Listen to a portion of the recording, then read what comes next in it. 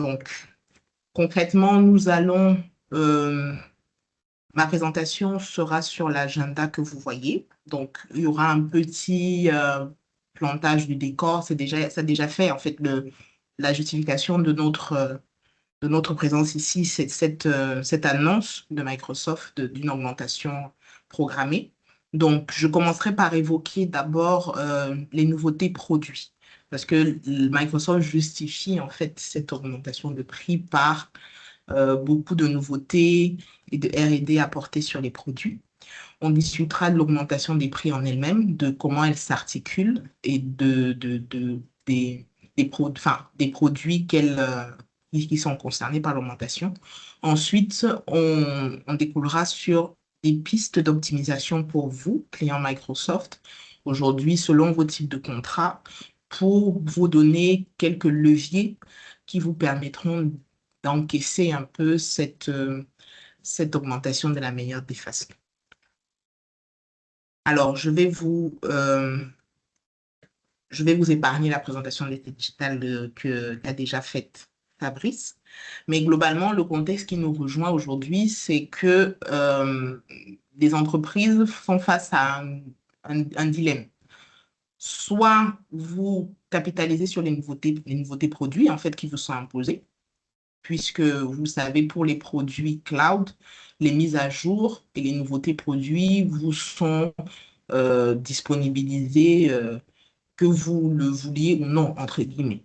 Donc, les mises à jour et les changements de produits sont faits et les price lists aussi sont mises à jour continuellement selon la roadmap de l'éditeur Microsoft. Donc, vous avez le choix, soit vous prenez le parti de capitaliser sur ces nouveautés parce qu'elles peuvent vous apporter un plus dans vos processus opérationnels, elles peuvent vous rendre plus agile, elles peuvent vous permettre de vous différencier au niveau de la compétition, etc. Soit, en fait, c'est quand je parle de dilemme, c'est parce que vous devez aussi protéger vos budgets. Nous tous ici, je pense, autour de cette tribune, nous avons conscience de ce que on considère que dans les entreprises, que les dépenses informatiques sont un poste de coût, plutôt qu'un poste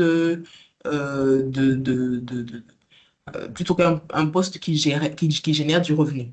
Donc, venir encore auprès de votre DAF ou de votre DG pour lui dire que la facture de licence, la facture de logiciel a encore augmenté cette année, alors qu'il n'a pas l'impression que ça lui apporte un quelconque intérêt dans son organisation et dans ses opérations, ça va être la pilule aura un peu de mal à passer. Donc, il y a ce dilemme qui s'impose à vous suite à des évolutions tarifaires qui sont annoncées et qui sont inévitables. Donc, il faudra intégrer ça dès à présent dans vos différents arbitrages, aussi bien budgétaires que votre stratégie, et de voir comme c'est une façon aussi également de voir à un peu plus long terme comment est-ce que vous mettez en place, comment est-ce que vous vous organisez par rapport à ces assets-là que sont les logiciels. Donc, le décor étant planté, on va commencer par parler des nouveautés de produits. Il y en a quelques-unes et j'ai essayé de présenter que les plus, on va dire, les plus importantes, sinon les plus impactantes par rapport à notre contexte africain. Donc, la plus significative est l'intégration de Copilot dans la gamme Microsoft 365. Euh, Copilot est aujourd'hui chez l'éditeur Microsoft, donc le produit bannière pour son produit intelligence artificielle. D'accord? Il s'appelle Copilot. Et ce produit-là, jusqu'ici, était vendu en standalone. Donc, vous aviez un produit qui s'appelait Microsoft 365 Copilot et vous aviez d'autres produits euh, qui gravitaient autour en fonction des besoins euh, souvent très spécifiques que vous vouliez faire autour de l'IA. Mais sur les produits Microsoft 365, il y avait un produit qui était vendu en standalone qui était Microsoft 365 Copilot. Au jour d'aujourd'hui, donc, la nouveauté est que Microsoft a intégré ce produit dans la, dans la gamme M365, notamment dans la gamme business. Donc, il faut comprendre par gamme business les produits qui sont considérés être pour les entreprises de moins de 300 utilisateurs. C'est comme ça que Microsoft fait le distinguo entre les produits de la gamme entreprise, donc qui sont pour des entreprises déjà de plus grosse taille, et puis des produits un peu plus standards pour des entreprises de taille moyenne à petite. Donc, globalement,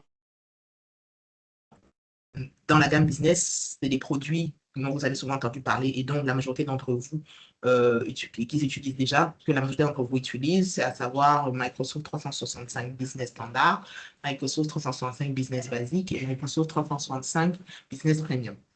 Donc, globalement, ce qui se passe, c'est que euh, le fameux copilote chat, vous voyez cette petite fenêtre de conversation qui apparaît pour vous permettre d'interagir avec Copilote.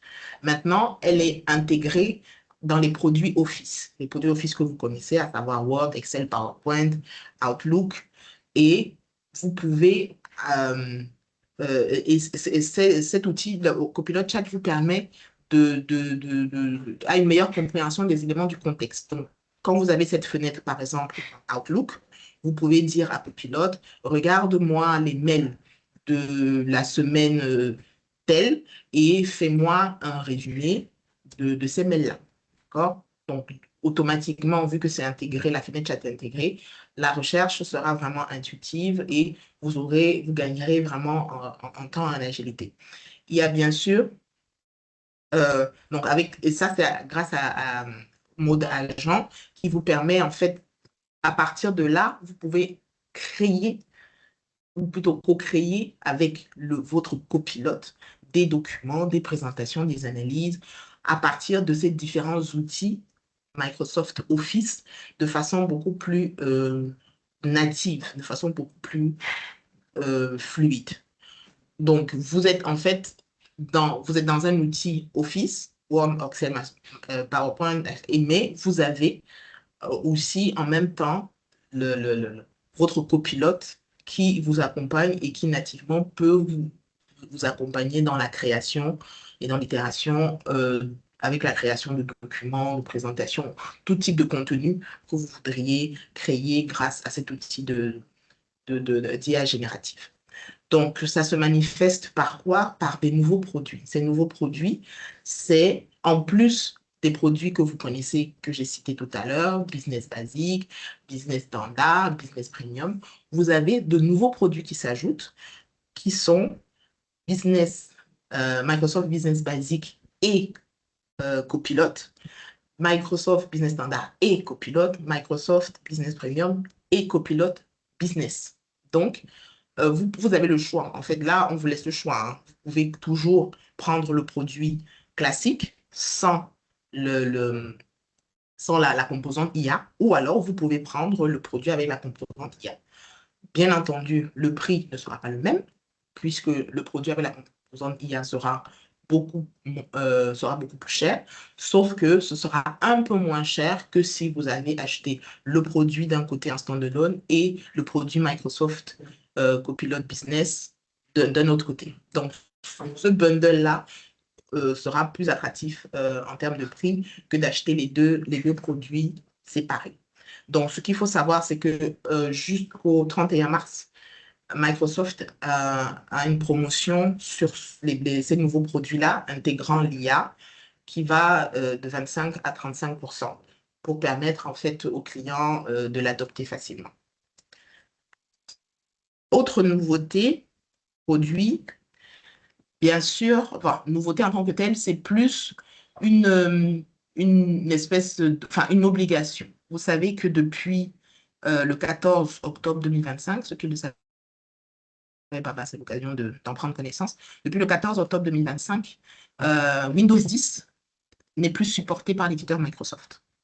Ce qui fait que tous les postes de travail qui sont encore sous cet OS devraient, je dis bien devraient, parce que tout projet de migration ou de mise à jour applicatives, ce sont des projets à part entière et ce sont des projets assez sensibles et risqués pour justifier qu'ils soient pris vraiment avec la plus haute importance.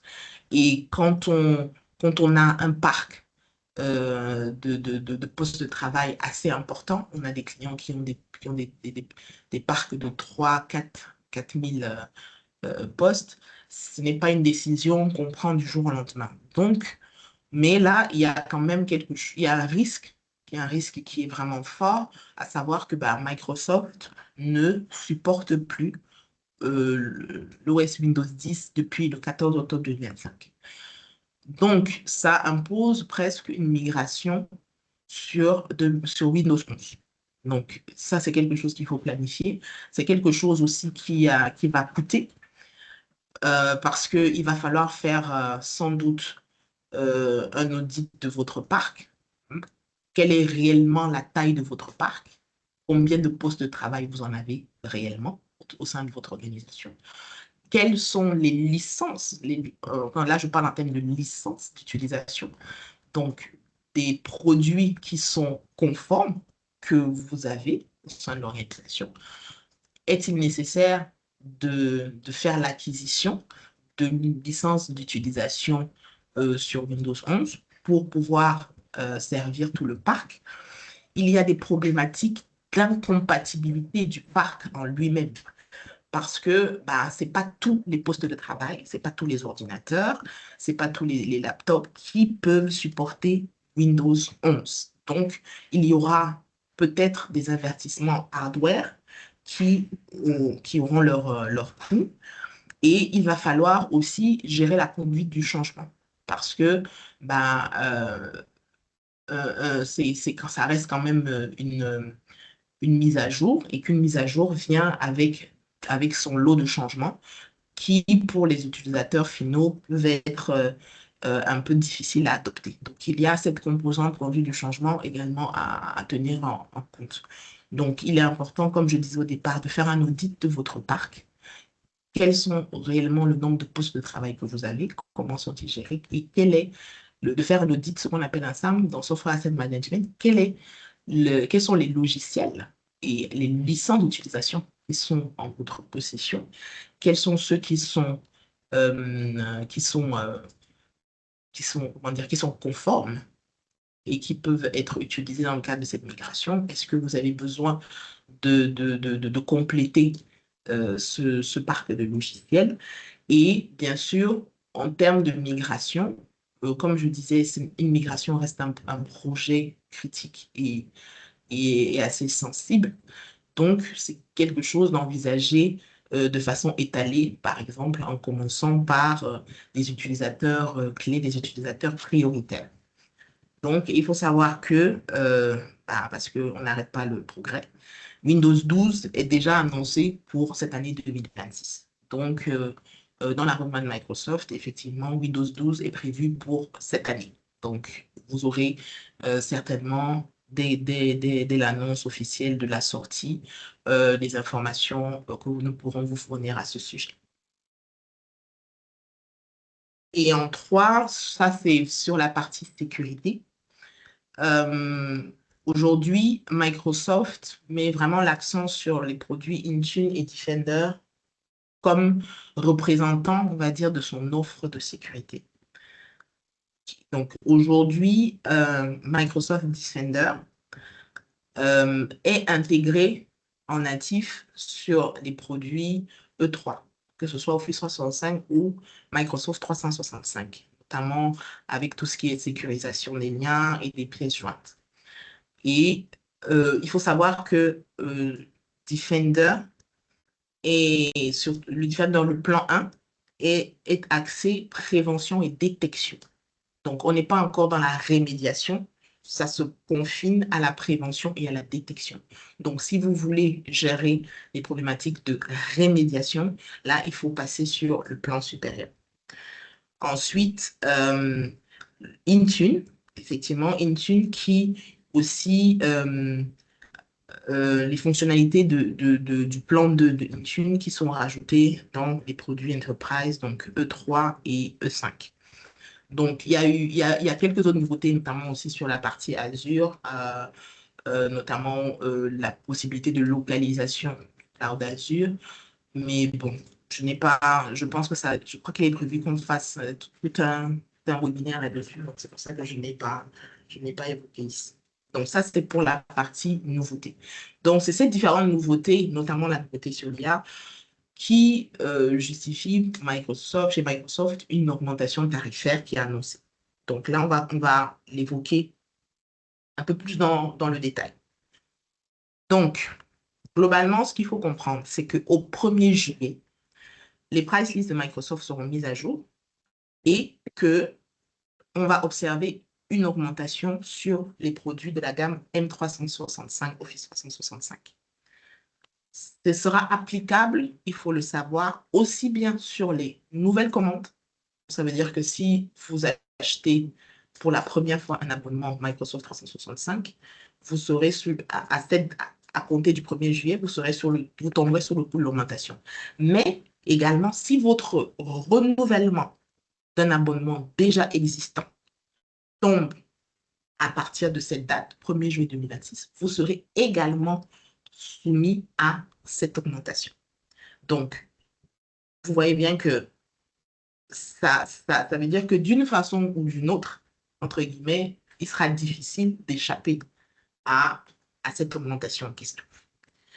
Donc, les produits qui sont directement affectés par cette organisation, qui sont directement impactés par cette augmentation, donc je vous les ai mis là. Donc, c'est bien sûr toute la gamme business avec M365 Business Basic, Standard et Premium. Standard, pardon. Premium et avec Office 365 E1, ce sont les deux produits de cette gamme M365 qui ne sont pas impactés par l'augmentation des prix. Donc, si aujourd'hui vous avez des licences Business Premium, cette augmentation ne vous concerne pas. Vous êtes béni. Et si vous avez Office 365 E1, cette augmentation ne vous concerne pas. Donc, vos prix resteront stables à compter du 1er juillet. Donc, les produits impactés, ce sera Business Basic, Business Standard, Office 365 E3 et les produits entreprises avec 365 E3, E5, F1 et F3. Donc, et vous voyez que l'ordre d'augmentation varie. Il est très, très fort sur un produit comme F1 ou alors F3, dans une moindre mesure sur les produits E3 ou E5, mais une augmentation significative sur Business Basic, Business Standard. Donc, globalement, si vous avez dans votre parc logiciel aujourd'hui ces abonnements-là, voilà, vous pouvez déjà, à partir de votre facture de renouvellement la dernière échéance, calculer à peu près le surcoût que cela va engendrer à compter du 1er juillet 2026. Alors, donc, vous n'êtes pas quand même complètement démunis par rapport à cette augmentation. Il y a des leviers d'optimisation. On a essayé de les identifier et de les partager avec vous. Globalement, la première des choses à faire, c'est de faire un audit logiciel, de faire un SAM. Vous devez faire le point de tous les logiciels que vous utilisez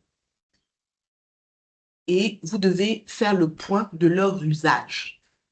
J'insiste là-dessus parce que vous pouvez avoir un abonnement quel qu'il soit, que ce soit un produit business ou un produit entreprise, mais il n'est pas utilisé. Donc, la première des choses, c'est de regarder l'usage. Est-ce que sur le contingent de 100 licences que j'ai acheté, du moins que j'ai en abonnement, dont j'ai pris l'abonnement, est-ce que sur ce lot de 100 licences, les 100 licences ont été attribuées à des utilisateurs existants? C'est vraiment c'est la base du savoir. J'ai des logiciels disponibles. Est-ce que ces logiciels sont affectés à des utilisateurs, je dis bien existants, qui sont encore dans votre organisation et qui les utilisent parce que ça a un coût pour vous. Ensuite, et à l'usage. Est-ce que c'est utilisé? Ça peut paraître bête comme interrogation, mais vous serez surpris si vous faites cet exercice de vous rendre compte que bah, vous avez acheté 100 licences et en fait, sur les 100 licences, même si vous les avez attribuées, il y a 50 de vos utilisateurs hein, qui n'utilisent pas la licence que vous leur avez donnée à même 50% de son potentiel. Un exemple tout simple. Il y a des entreprises qui prennent le parti de la standardisation. Donc, ça veut dire qu'on a un seul produit pour tous les utilisateurs de l'entreprise, quels qu'ils soient. Bah, si vous partez par exemple sur E3, je prends un exemple, dans les fonctionnalités de E3, est-ce que un de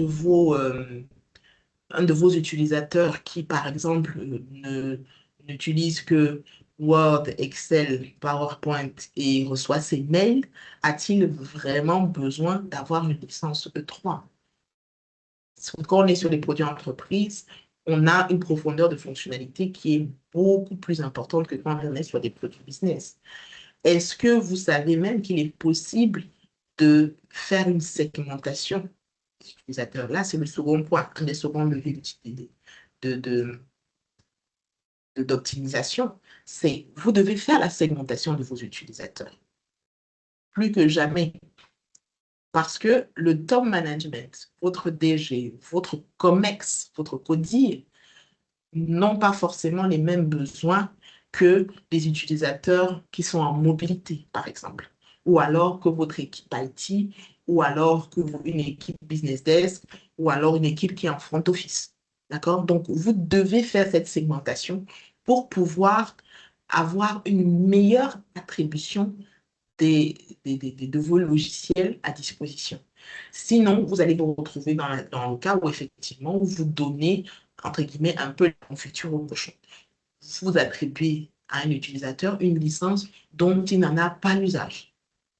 Alors que peut-être vous mettez à mal un autre utilisateur qui pourrait l'utiliser à son plein potentiel. Et une fois, quand vous faites cette segmentation-là, ça vous permet aussi de choisir les produits qui soient idoines selon le type de profil que vous aurez déterminé au sein de votre organisation. Ça aussi, c'est très important. Une fois que vous avez fait la segmentation, ben, il serait intéressant, vu l'augmentation des prix, de downgrader, entre guillemets, les utilisateurs qui ne sont pas suffisamment critiques vers des versions qui soient moins coûteuses. Là, aujourd'hui, par exemple, on vous dit, bah, Business Premium, ça n'a pas bougé. Bah, si vous étiez, par exemple, vous avez des utilisateurs, vous vous rendez compte dans votre parc, vous avez des utilisateurs qui sont sur E3 et qui, en fait, ne l'utilisent pas à plein potentiel, pourquoi pas les downgrader sur Microsoft Business Premium, qui coûte déjà à la base beaucoup moins cher que Microsoft 365 E3, qui propose une profondeur de fonctionnalité assez raisonnable et qui n'a pas, ne subit, n'est pas sous le coup de l'augmentation de tarifaire et qui fait très bien le job. D'accord? Donc, ça, c'est des décisions maintenant que vous faites parce que vous avez pu établir une segmentation et profiler vos différents utilisateurs pour déterminer quel est le type de licence, quel type de licence vous pourriez lui attribuer pour vous permettre d'avoir, enfin, de rester dans une enveloppe budgétaire qui soit correcte.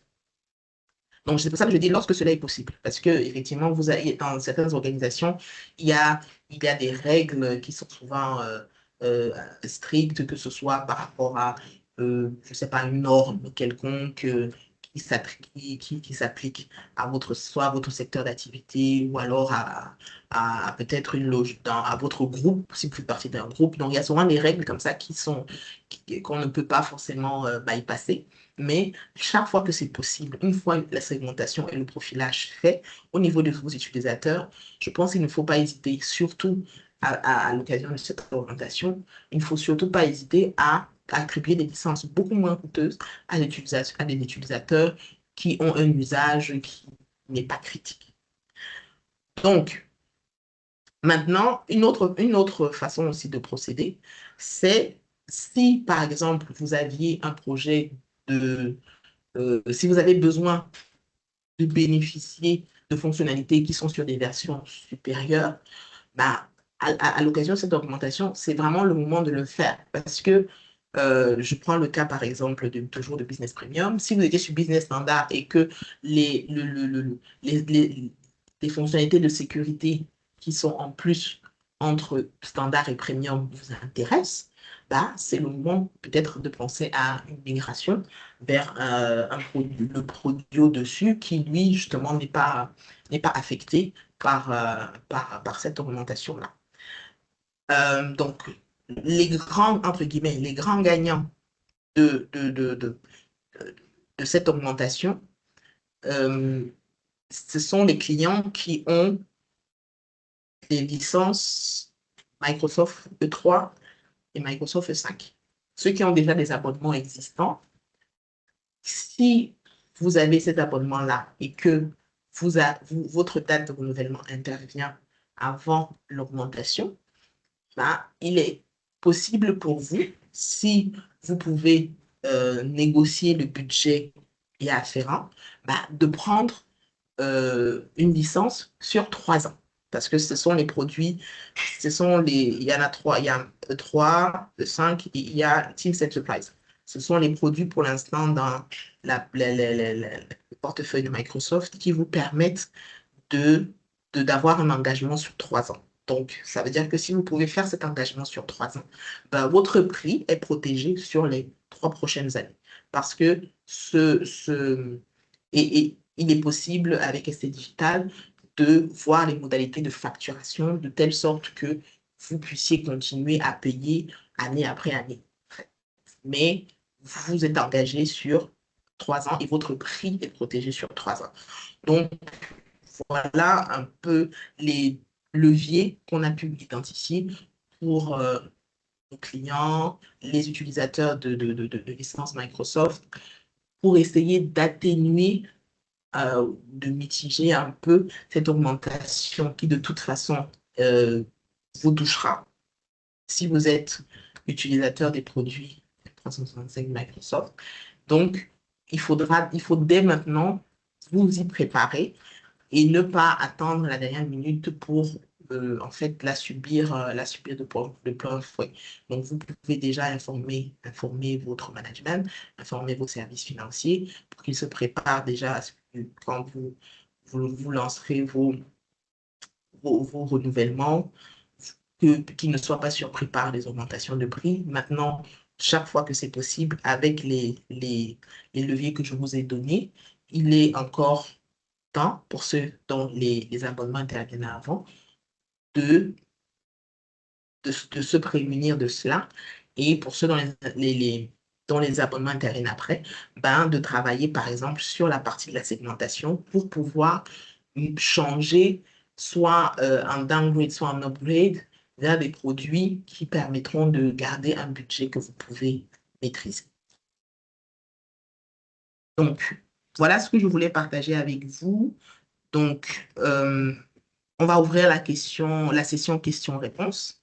Donc, euh, Fabrice, si tu peux me donner les questions qui sont dans le chat s'il y en a, et je te laisse mener la séance pour donner la parole à qui voudrait la prendre. D'accord. Merci Patricia. Encore une fois, merci à tous ceux qui se sont connectés à ce webinaire. Comme je l'ai dit tout au début, on a une section de questions-réponses et vous avez vos micros ouverts. Vous pouvez juste lever la main, la parole vous sera donnée pour poser votre question. N'hésitez pas à poser toutes les questions que vous souhaiterez, auxquelles vous souhaiterez qu'on vous donne plus de détails ou plus d'approfondissement. Ou sinon, si vous ne voulez pas parler à micro ouvert, vous pouvez le mettre sur le chat et on va également y répondre. Merci beaucoup.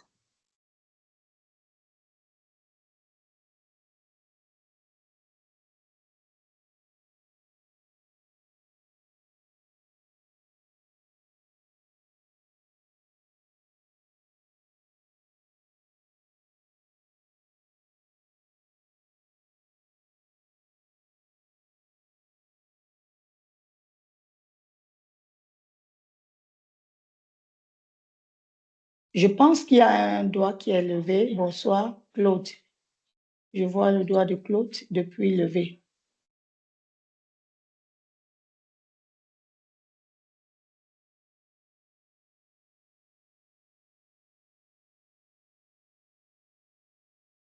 Allô?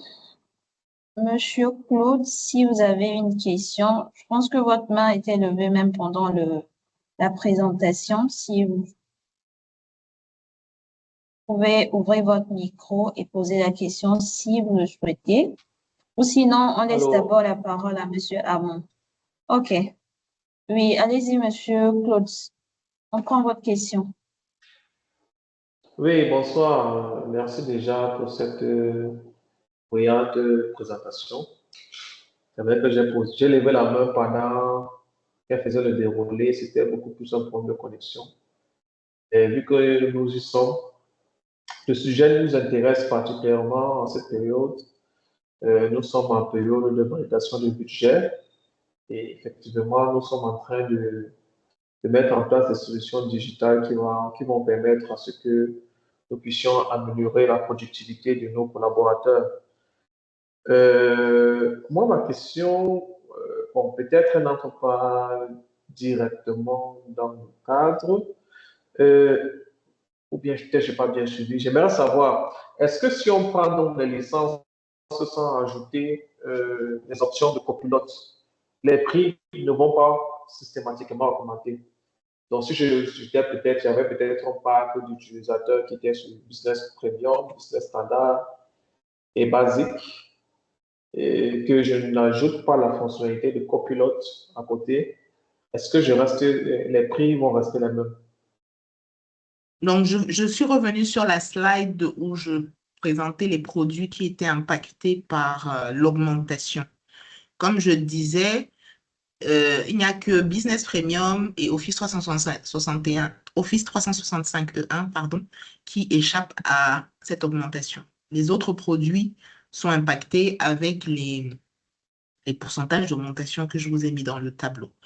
Donc, comme je dis, si votre renouvellement intervient avant la date du 1er juillet, vous maintiendrez le même prix que vous avez eu lors de votre renouvellement précédent. Mais à partir du moment où, à partir du 1er juillet, toute nouvelle acquisition ou tout renouvellement tombera sur le coup de l'augmentation. Donc, c'est pour ça que j'ai évoqué après les leviers de mitigation qui étaient mis à votre disposition, qui étaient premièrement de faire un software asset management. Ça, ST Digital peut vous accompagner pour le faire, et ça gratuitement. Donc, on regarde avec vous les licences que vous avez dans votre parc et on vous accompagne pour le profilage. Parce que souvent, comme je disais, rien que le SAM met souvent en exergue des choses qui sont assez bizarres, dans le sens où vous pouvez avoir 100 licences et vous rendre compte qu'en fait, les 100 licences n'ont pas été attribuées. OK? Ou le contraire. Mais souvent, on a des surprises plutôt dans l'autre sens où on a un contingent de licences, un lot de licences et toutes ne sont pas attribuées. Souvent, les clients, certains peuvent avoir tendance à dire, OK, je veux prendre un peu plus pour pouvoir gérer au cas où quelqu'un arrive ou ne vient pas. Mais il faut savoir que maintenant, je vais vous parler du licensing proprement dit. Pour les produits cloud, donc dans le programme CSP, Cloud Service Provider, l'avantage que vous avez, c'est cette flexibilité pour ajouter des licences au fil de l'eau. Donc, vous pouvez commencer avec un lot de 10 licences, par exemple, parce que vous êtes sûr de pouvoir les attribuer. Et en cours d'année, vous avez 3 nouveaux collaborateurs qui arrivent. Vous n'allez pas attendre la fin de votre abonnement pour leur mettre à disposition des licences ou alors déshabiller Paul pour habiller Jean. Bah, vous passez juste une commande de licence supplémentaire, mais il faudra faire attention à demander qu'elle soit au prorata de votre abonnement existant, de telle sorte que vous puissiez rester sur les mêmes dates de renouvellement. Parce que ça aussi, c'est une problématique qu'on a souvent avec les clients. C'est qu'au fil des achats, au courant de l'année d'abonnement, bah, parfois, on va se retrouver avec tel utilisateur, enfin, je veux dire, on va se retrouver avec plusieurs abonnements pour le même produit, par exemple, parce qu'il y a plusieurs utilisateurs qui sont arrivés en même temps, qui sont arrivés après. Donc, ça aussi, ça peut être géré. On peut faire en sorte de vous maintenir sur la même date, donc d'aligner et de garder que vous ayez une seule date de, de, de, d'échéance même si vous aviez ajouté des produits au fil de l'eau. Donc, le SAM, d'abord, vraiment, c'est la base. Commencez par faire le SAM, vous faites un audit pour déterminer qu'est-ce que j'ai. Une fois que vous avez déterminé ce que j'ai, il faut que vous travaillez sur vos utilisateurs. Quels sont mes utilisateurs? Quelle est leur typologie? Vous devez faire du profiling. Une fois que c'est fait, vous êtes en mesure de déterminer en fonction des besoins et des usages de vos utilisateurs. Parce qu'il y a des qui vont dire que non, je veux ceci, machin, ils ne vont même pas l'utiliser. Il y a des outils dans le centre d'administration de Microsoft qui vous permettent qui vous donnent les usages des produits que vous avez. Comment vous dire si vos utilisateurs utilisent Teams, par exemple. Aujourd'hui, ce qu'il faut savoir, c'est que vous pouvez avoir des produits M365 avec ou sans Teams. Ça existe. Et le prix aussi n'est pas le même. Pendant ça a pris quasiment un an, Microsoft avait retiré systématiquement Teams des produits de la gamme M365 parce qu'ils étaient en procès avec d'autres éditeurs de logiciels qui considéraient qu'ils leur faisaient de la concurrence déloyale. Au jour d'aujourd'hui, ils sont arrivés à un accord, si bien que Microsoft propose des produits intégrant aussi bien Teams ou pas. Donc, en fonction de vos utilisations, vous pouvez demander d'avoir un produit avec Teams ou sans Teams. Le prix, effectivement, aussi sera revu en conséquence. Donc, quand vous avez profilé, vous avez regardé les usages, vous avez des utilisateurs, par exemple, qui sont en full mobilité. Vous avez même des utilisateurs qui n'ont même pas l'ordinateur. Donc, entre guillemets, j'utilise le mot utilisateur, c'est vraiment un gros mot, parce qu'en fait, ce ne sont pas vos utilisateurs, du moins du point de vue logiciel. Donc, vous allez avoir un lot de 100 licences, et est-ce qu'elles sont toutes attribuées? Et si elles ne sont pas toutes, pourquoi est-ce que vous allez continuer à réabonner 100 licences alors que vous n'en utilisez pas 100 et que vous pouvez, si le besoin se présente, en ajouter? Donc, voilà des leviers que vous avez comme ça mis à disposition pour mitiger cette augmentation qui, comme je le dis, elle est inévitable. C'est déjà annoncé. 1er juillet, les prices vont changer et on aura les nouveaux prix. Je ne sais pas si ça répond à votre préoccupation. Oui, ça répond très bien en fait. Merci bien. Merci à vous. J'ai cru voir une main levée. Oui, avant de prendre les personnes qui ont levé la main, on va prendre une question sur le chat. Qu'en est-il des clients disposant d'une SA signée sur 3 ans? Alors, si vous parlez de software assurance, ça veut dire que vous avez un contrat soit de type OV, Open Value, soit peut-être de type MCA, soit de type Enterprise Agreement, EA. Si vous pouvez me donner la précision du type de contrat, je saurais vous répondre.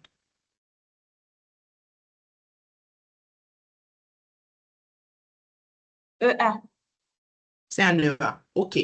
L'EA, la particularité de l'EA, enfin, la particularité des contrats entreprises chez Microsoft, c'est que vos prix sont protégés, d'accord, d'office. Le principe de l'Enterprise Agreement, c'est que vos prix sont protégés sur 3 ans. Donc, le prix qui vous a été annoncé à la signature du contrat restera le même jusqu'à la fin de ce contrat. Donc, vous n'êtes pas concerné par ça.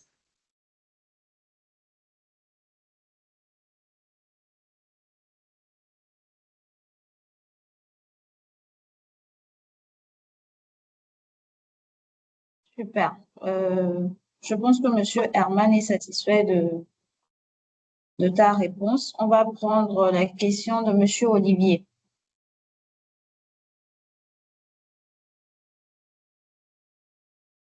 Allô, Monsieur Olivier, si vous nous entendez, vous pouvez ouvrir votre micro et poser la question. Bonsoir. Bonsoir. Je vous écoute.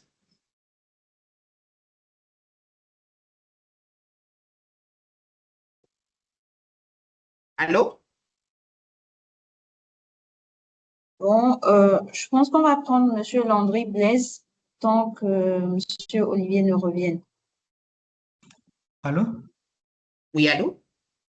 OK. Ah, Monsieur Vous me Olivier, suivez maintenant? allez-y. Oui, c'est bon. OK. OK. Je disais tantôt que j'ai pris le train qui avait déjà démarré. Donc, il y a plein de choses que je n'ai pas eu l'occasion d'écouter. Mais néanmoins, permettez-moi de poser mes questions, même si dans vos présentations, vous avez déjà eu à peut-être à répondre à cela. Je vous Je prie vous en prie, déjà monsieur. Allez-y. davantage de m'en excuser. OK. Bon, dans mon parc actuellement, j'ai des licences M365 Business Standard. Mhm, Vous avez dit tantôt que on peut faire une consommation, c'est-à-dire au prorata. C'est par rapport à la précédente question, donc je mhm, commence par elle déjà. C'est-à-dire que un nouvel employé, un nouveau collègue peut arriver et on fait une demande d'acquisition d'une licence en cours. mhm, Maintenant, s'il faut faire le renouvellement à une date pour toutes ces licences-là, mhm, comment seront comptées, comment seront comptabilisées les licences qui ont été prises en cours d'année, si je peux le dire ainsi? Ça, c'est ma première mhm. question. Est-ce que c'est un prix global comme les autres ou alors ce sera un prix opératoire peut-être par rapport à la date à laquelle la licence a été souscrite?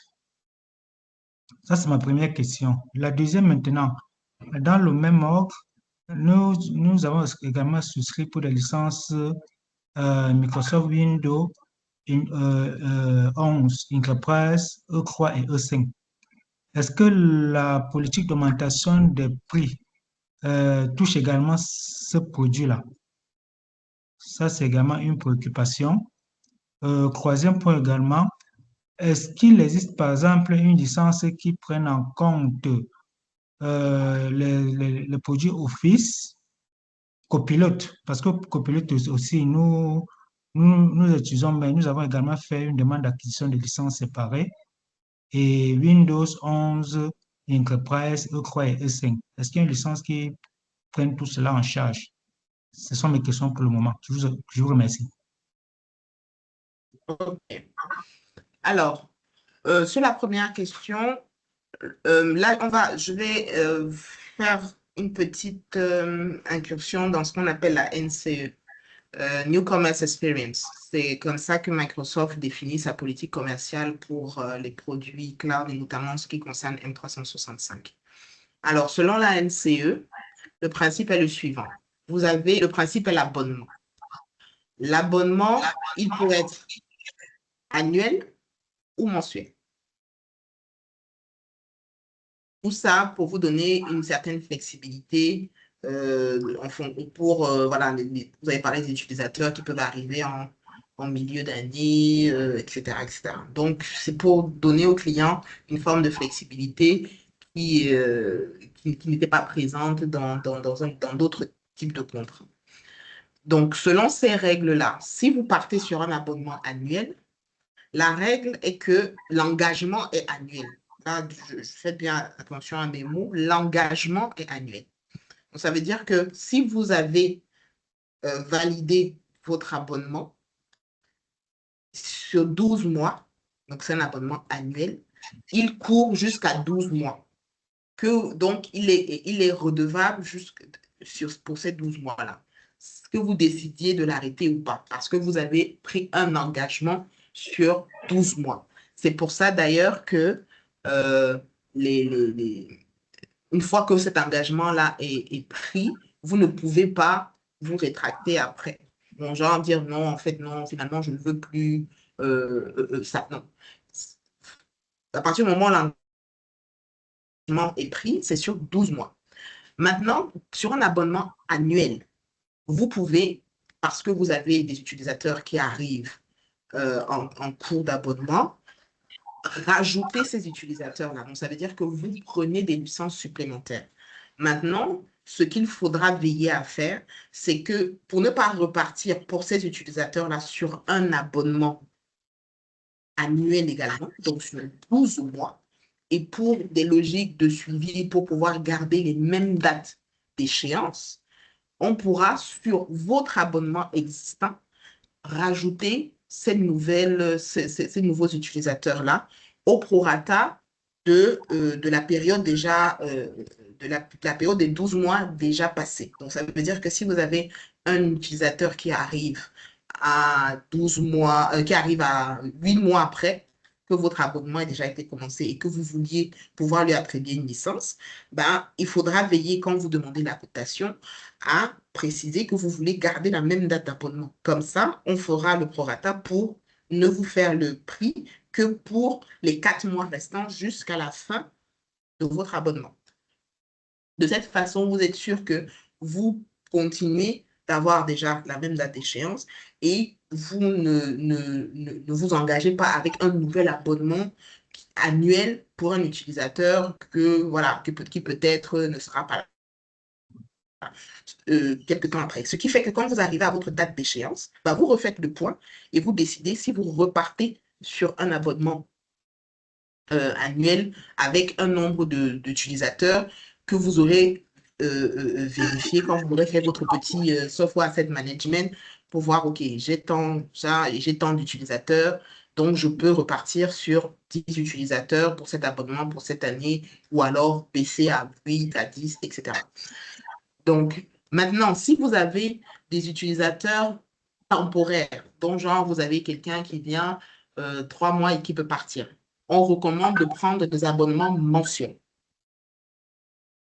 C'est un peu plus cher à limiter qu'un engagement annuel parce qu'en fait, Microsoft part sur le principe que, bon, si vous vous engagez plus longtemps, il doit vous récompenser, entre guillemets, de vous être engagé plus longtemps.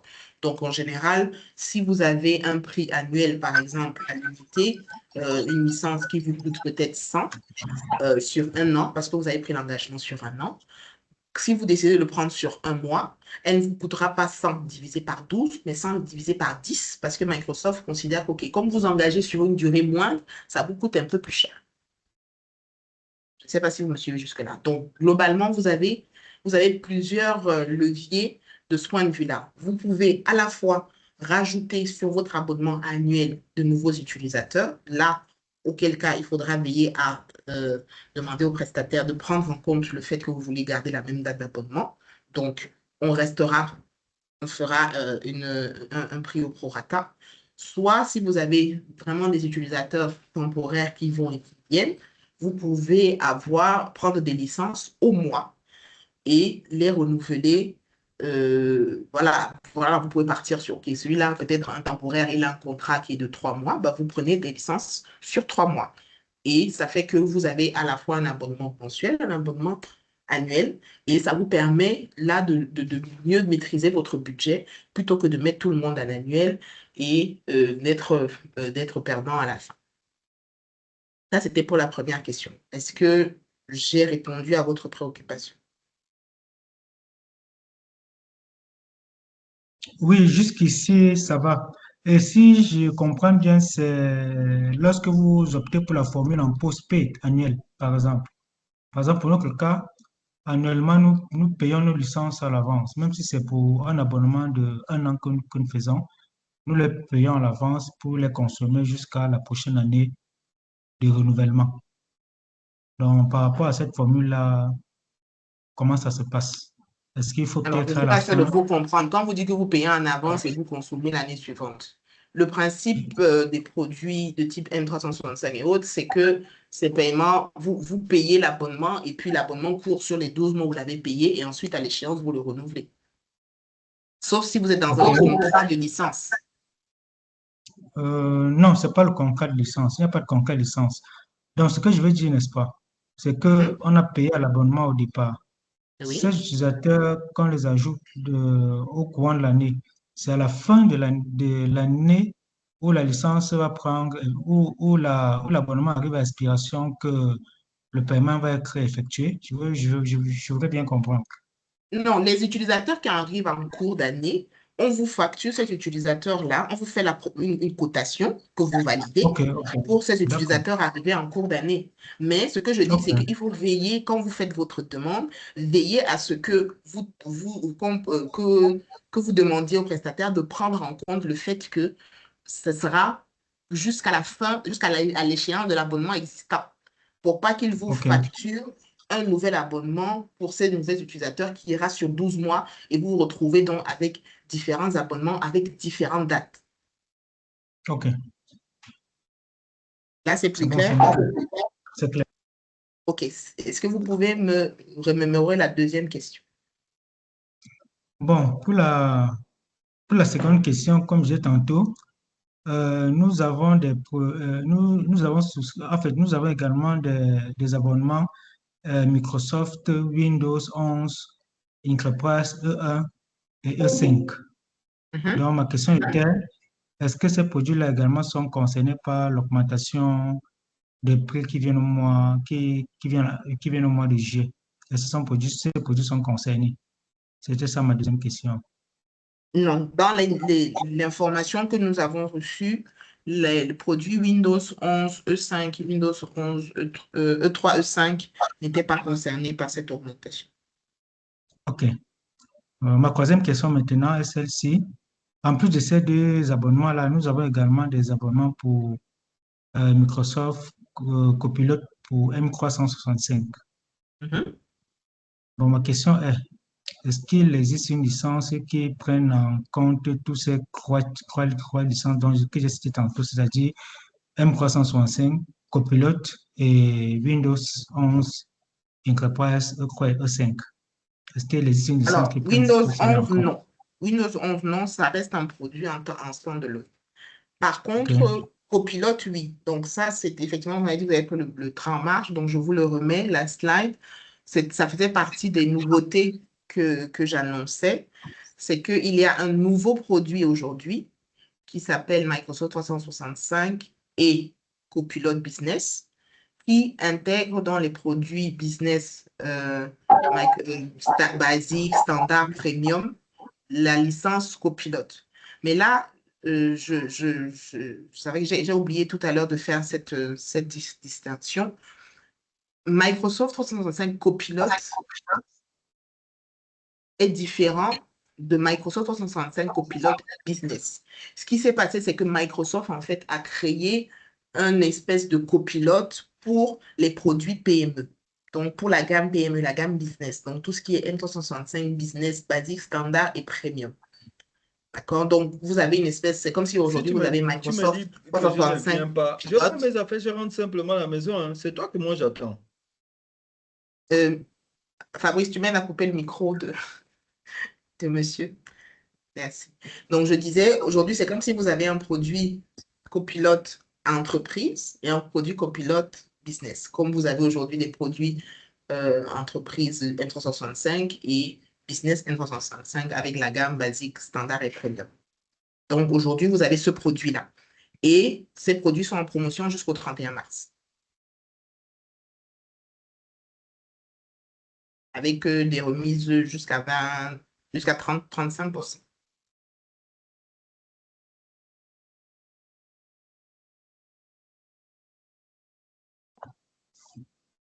Est-ce que ça répond à votre troisième question? non, non, j'ai pas bien compris. Permettez-moi un peu de me résumer et pour voir vraiment si j'ai compris, auquel cas vous allez me reprendre, je vous prie. Donc, vous D'accord? dites que, comme j'ai lu, nouveau produit, Microsoft 365, Business Basic, Standard ou Premium. Moi, actuellement, je me reconnais dans Microsoft 365 Business Standard. Et après, vous dites Microsoft 365 Copilot Business. Dans ces Microsoft 365 Copilot Business-là, qu'est-ce qu'on a exactement? Vous m'avez demandé C'est s'il y avait un produit qui intégrait Windows 11, business, la gamme Business M365 et Copilot. Je vous dis, il n'y a pas de produit qui intègre les trois, mais on a aujourd'hui un produit qui intègre les deux. donc votre business standard, plus Copilot. Il y a un nouveau produit qui s'appelle aujourd'hui Microsoft 365 Business Standard et Microsoft 365 Copilot Business, donc qui est un bundle entre Copilot et Business Standard Basique Premium. OK? Et je disais qu'aujourd'hui, Microsoft différencie le Copilot entreprise, donc pour l'offre grande entreprise, avec bien sûr une différenciation tarifaire, et Microsoft Copilot Business, qui est un copilote un peu plus petit, entre guillemets, pour les entreprises de la gamme business qui veulent quand même profiter de la richesse de l'IA, de l'agent de l'IA de Microsoft. Bon, Est-ce que là, excusez-moi, c'est plus clair? il y a une longue période de coupure là où je vous ai complètement perdu. Bon, pour résumer, donc ça veut dire quoi? Si je comprends bien, Microsoft 365 Copilot Business est intégré à Microsoft 365 Business Standard, par exemple, pour ma solution que j'utilise actuellement. Donc, si je veux du Copilot, Il y a un je vais nouveau dans, produit. Il y a un nouveau il y a un produit. nouveau produit. Ça veut dire C'est qu'aujourd'hui, si lequel? vous avez business basique, si vous avez business standard, Oui, si vous voulez avoir copilote, c'est un autre produit. Vous devez upgrader sur l'autre produit qui s'appelle Business Standard and Microsoft 365 Copilot Business. D'accord? Donc, ça veut dire qu'au jour d'aujourd'hui, vous n'aurez pas ok, un natif copilote dans votre business standard si vous faites votre renouvellement, par exemple, et que vous restez sur le même produit. Donc, Microsoft ok, ne vous oblige pas d'avoir ça. Il vous dit, si vous ok, voulez rester avec business standard, vous aurez business standard. Mais vous pouvez avoir aujourd'hui business standard et copilote dans le même produit. Ils ont fait un bundle pour ça. ok, Avant, vous deviez acheter business standard d'un côté et copilote de l'autre. Aujourd'hui, vous avez ok. un seul produit qui concatène les deux. Mais je vous En disais termes pour de prix, Windows, non. Windows reste son produit à part. ok, c'est compris. Et en termes de pricing, par rapport à ce nouveau produit, est-ce qu'il y a une différence si Oh, jamais bien on sûr, prend bien sûr. en séparé? Tout à fait.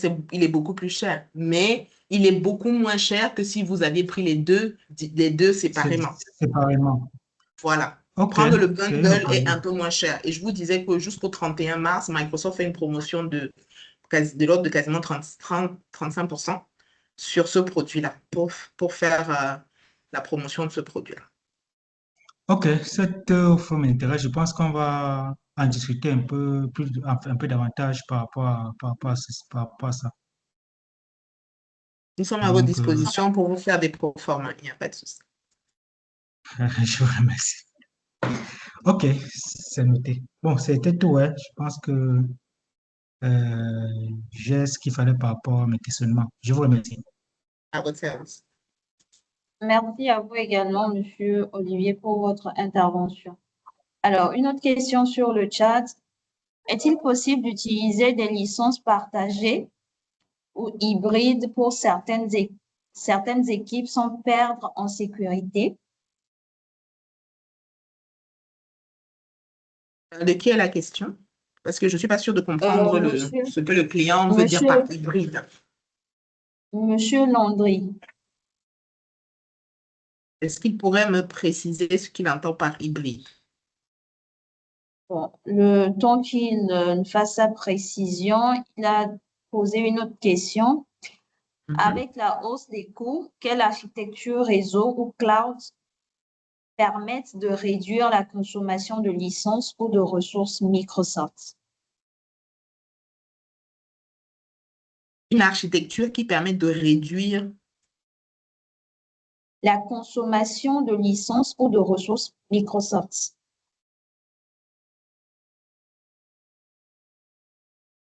Alors, les produits, alors ça dépend des produits. Les produits, par exemple, dont on a parlé beaucoup ici, c'est des produits de la gamme M365, ce sont des produits à l'utilisateur. Donc, votre seul axe d'optimisation, c'est sur votre nombre d'utilisateurs. L'architecture que vous mettrez en place n'aura pas d'impact sur votre nombre d'utilisateurs. Si vous avez des utilisateurs et que vous avez besoin qu'ils aient accès aux fonctionnalités des produits, il leur faut la licence. Donc, l'architecture que vous mettrez en place n'aura pas d'impact sur cette partie-là. Parce que les licences sont affectées par utilisateur.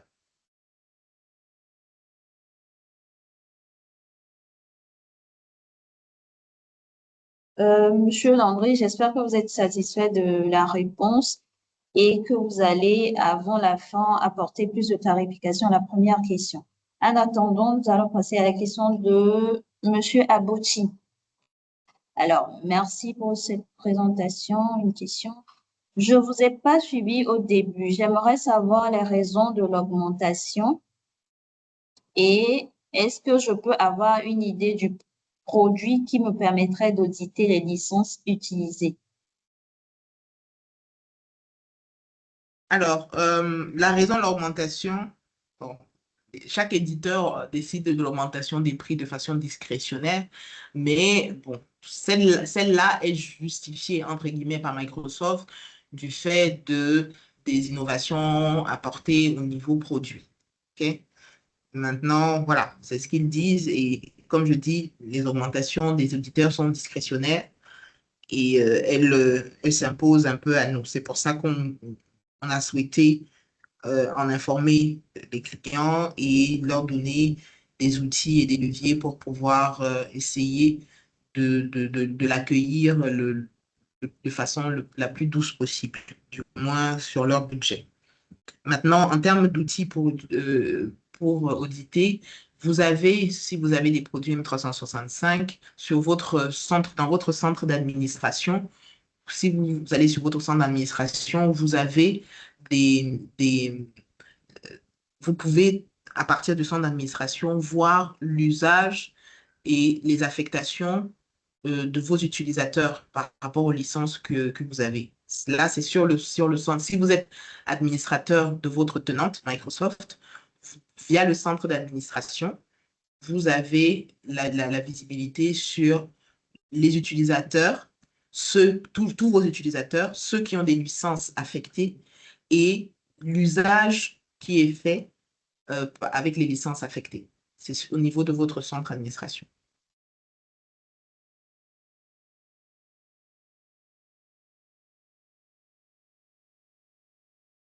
Alors, Monsieur Abouti, j'espère que vous êtes satisfait de la réponse. Question de Allô? Monsieur Paulin. Allô?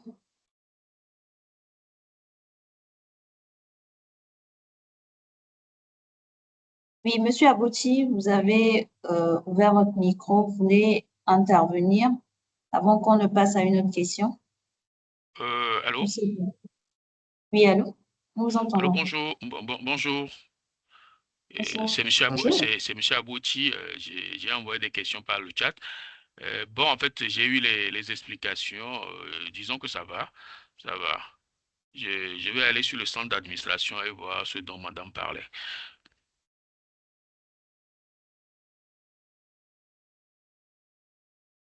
D'accord. Merci. Merci à vous et n'hésitez pas à nous revenir si vous avez d'autres questions. Vous pouvez contacter votre commercial habituel ou nous écrire sur info@st.digital. Question suivante. Compte tenu de l'augmentation significative de plus de 16% sur E3 et plus de 14% sur E5, quelle architecture de licence recommandez-vous pour une grande institution publique souhaitant renforcer sa sécurité tout en maîtrisant ses dépenses sur 3 ans? Alors, bon, je ne suis pas très sûre de comprendre ce qu'on veut dire par architecture de licence, mais je vais essayer de répondre de mon mieux. Pour le cas particulier de Microsoft 365 E3 et E5, comme je l'ai dit, comment dire, l'intérêt par rapport à ces deux licences dans le cadre de l'augmentation, c'est que ce sont des licences qui sont disponibles avec une version sur 3 ans. Donc, vous pouvez prendre une licence annuelle ou alors vous pouvez la prendre sur 3 ans. Donc, maintenant, comme je disais, comment dire, l'apport de SC Digital serait de vous accompagner plutôt dans le plan de paiement, dans le sens où on peut partir sur un plan de paiement de telle sorte que vous fassiez votre paiement annuellement, d'accord? Même si l'engagement est pris sur les 3 ans. Mais ce qu'il faut savoir, c'est que, comme je disais, c'est un engagement. Ça veut dire que vous ne pouvez pas, au bout d'1 an, venir le remettre en cause parce que ce sera une licence de 3 ans qui vous sera mise à disposition. En termes, quand vous faites référence à une architecture de licence, je dis, je ne suis pas très sûre de comprendre, mais quand je parlais des éléments de mitigation de la hausse, c'est bien sûr il faut être sûr que vous ayez le nombre de licences dont vous avez vraiment besoin et que ces licences soient toutes utilisées, donc attribuées à l'utilisateur, non seulement attribuées à l'utilisateur, mais utilisées dans leur plein potentiel.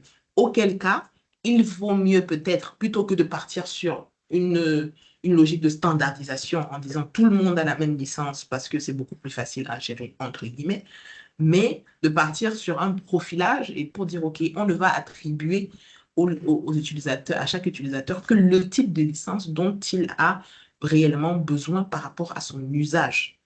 Comme je disais, si vous donnez du E3 à un utilisateur qui ne fait que Word, Excel et Outlook, c'est vraiment du gâchis. Il y a des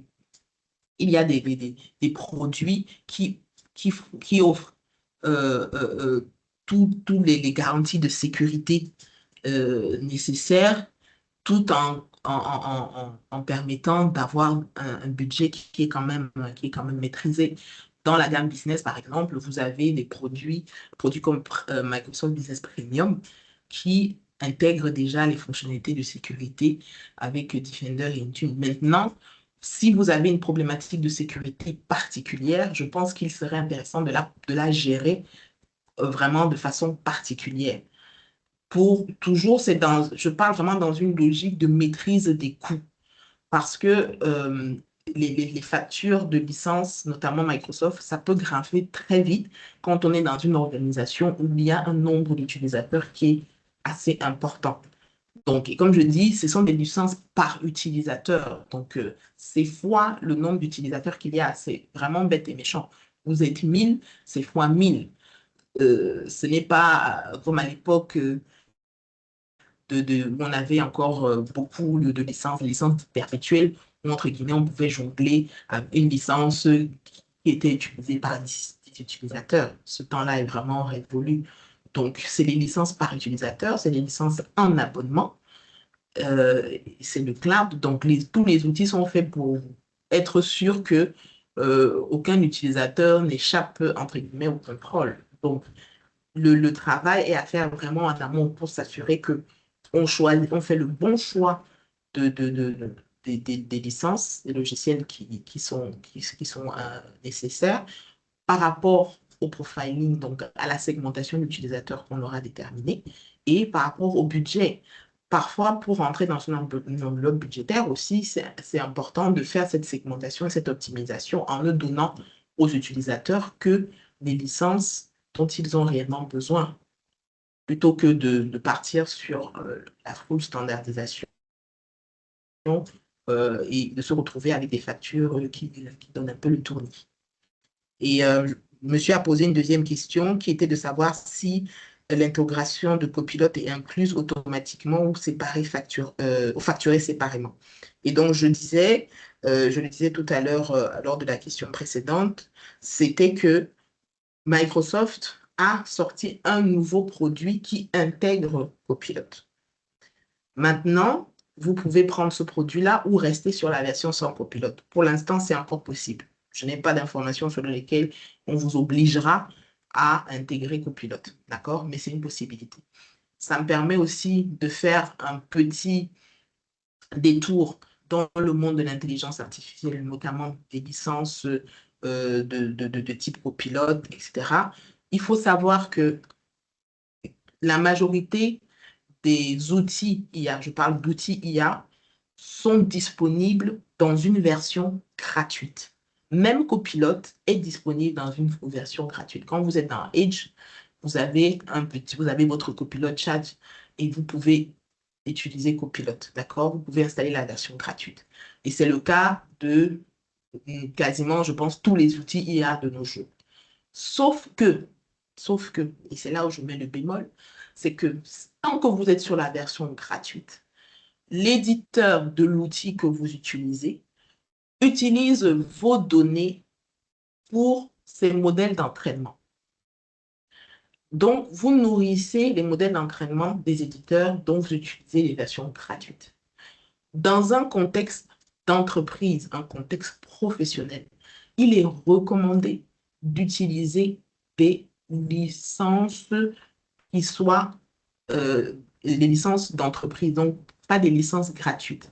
Parce que dans ce cas-là, les informations les données que vous mettez à disposition, que vous traitez avec l'outil, ne sont pas utilisées pour les modèles d'entraînement.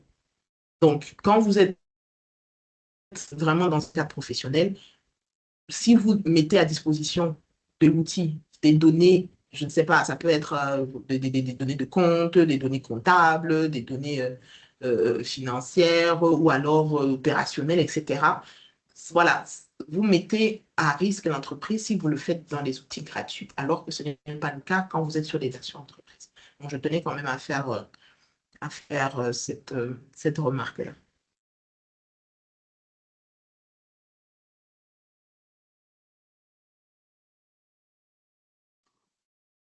Merci. J'espère que M. Paulin est satisfait de la réponse. Question suivante.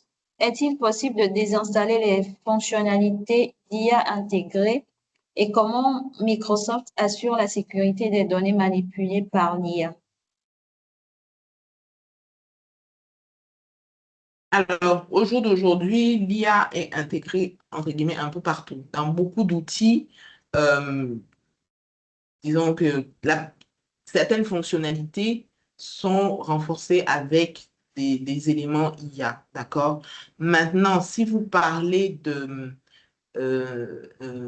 d'IA, entre guillemets, générative, donc le type copilote, etc., au jour d'aujourd'hui, je disais, les versions gratuites sont disponibles et vous pouvez les utiliser ou pas. Maintenant, si vous avez la version Enterprise, si vous n'avez pas la licence, vous n'êtes pas concerné.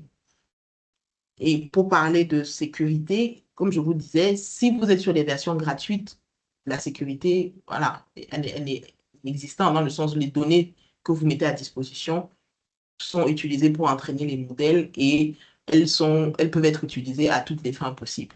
C'est pour ça que je recommandais encore tout à l'heure d'utiliser les versions entreprises pour, pour travailler avec des données de l'entreprise. Si vous mettez les données d'une entreprise sur des outils gratuits, bah, vous n'avez aucune garantie de sécurité là-bas parce que les informations sont récupérées et utilisées pour les modèles d'entraînement de l'éditeur dont vous utilisez l'outil.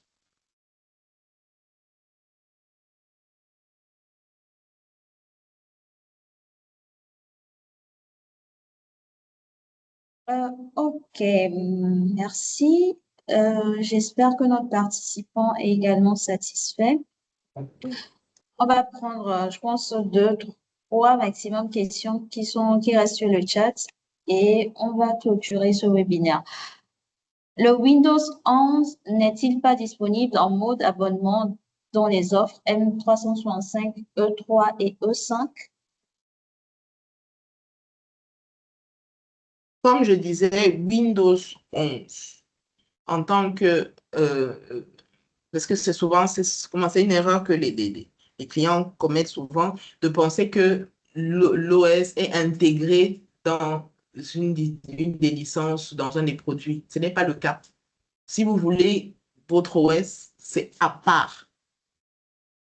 Il n'y a pas d'OS intégré dans les produits. Vous pouvez avoir, dans certains cas, comment dire, un agent qui active une licence existante. Mais comme je dis, une licence existante. Vous devez avoir la licence de l'OS. Il n'y a pas de licence de Windows 11 Pro intégrée dans ces produits-là.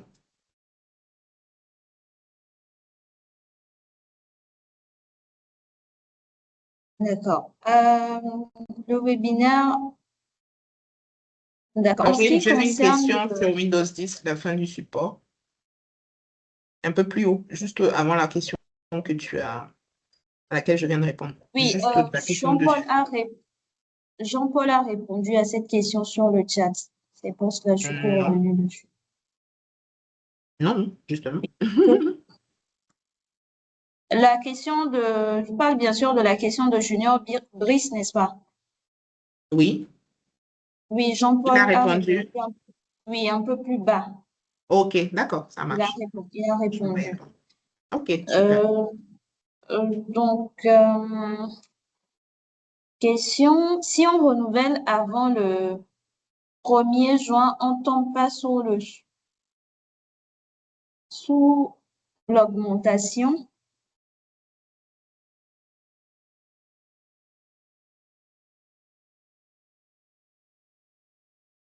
Donc, à cette question, Patricia peut confirmer. Si vous renouvelez votre abonnement avant le 1er juin, vous n'êtes pas sous le coup de l'augmentation. Que ce soit acquisition ou augmentation, vous n'êtes pas sous le coup de l'augmentation. Mais à partir du 1er juillet 2026, il y a certaines licences dont les prix vont augmenter jusqu'à plus de 33%. Ça Patricia, dépend, modulo la date de renouvellement. voilà. Il y a cette nuance-là qui est très importante. Modulo la date de renouvellement. Si votre renouvellement intervient avant le 1er juillet, vous n'avez aucun problème. Mais après le 1er juillet, les price lists changent. Et il a effectivement parlé du 1er juin, donc je pense que, comme Donc, si tu l'as son dit, renouvellement est au 1er juin, il n'y a aucun souci, il ne tombe pas sous le coup de l'augmentation. il est béni alors. Alors, quel est le taux d'augmentation sur M365 Business Premium? Aucun. S365 Business Premium est l'un des produits qui ne subit pas l'augmentation. OK. Dernière question. OK. Les licences Microsoft 365 E3 et E5 n'intègrent pas le Windows en natif.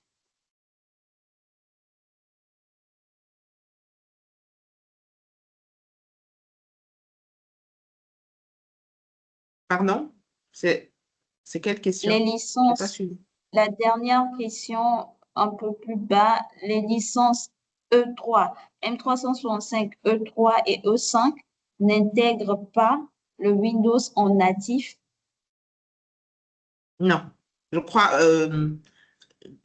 Jean-Paul a répondu à cette question. Il a précisé un peu plus haut dans le chat les subtilités qu'il y a justement par rapport à Windows dans les produits comme E3 et E5. En remontant, monsieur pourra avoir des éclaircissements.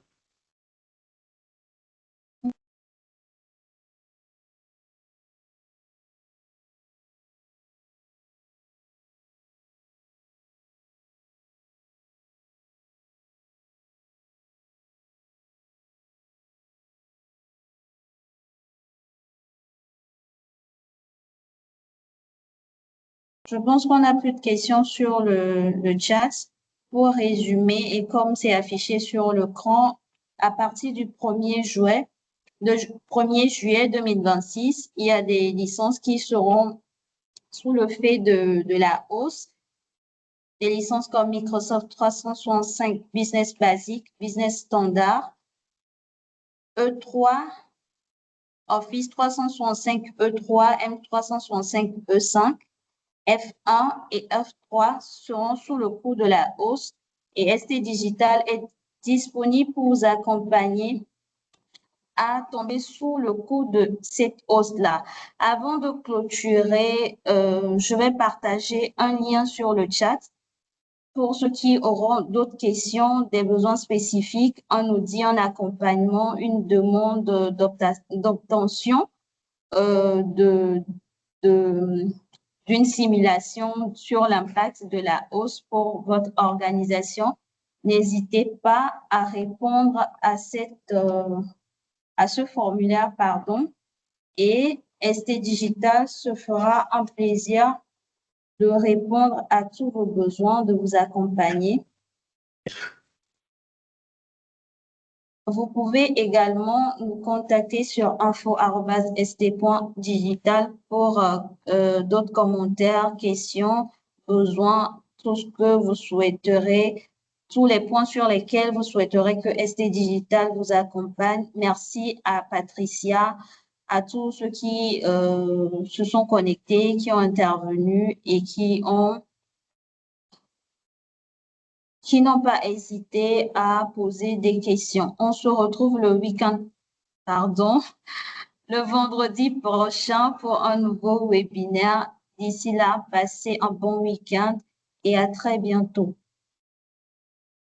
Merci, à bientôt.